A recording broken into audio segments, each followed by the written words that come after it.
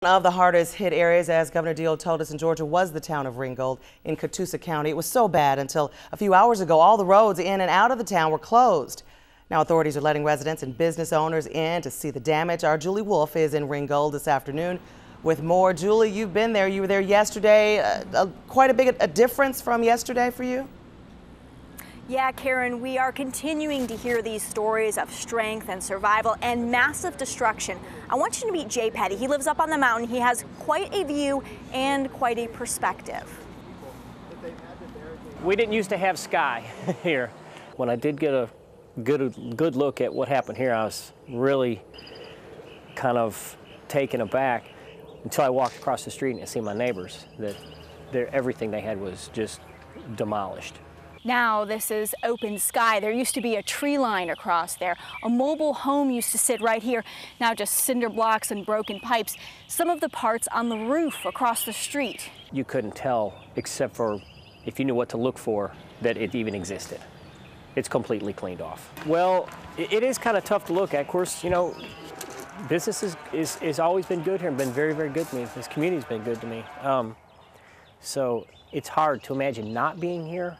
It really is true. And when you see all your stuff scattered around, you know, and down the road, you find your roof at somebody else's property, you realize that, you know, you're here, you get to see it.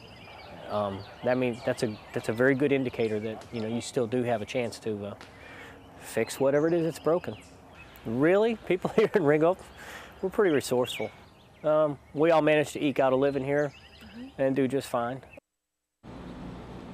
And this is now the hot ticket in Ringgold. Only people with one of these pink passes can now get into that downtown devastated area. Only residents and business owners can get past these checkpoints. They must show ID and business owners must prove a need to be inside that damage zone. The sheriff says he still wants people to stay out of the area, out of the way of the more than 200 power workers that are now on site.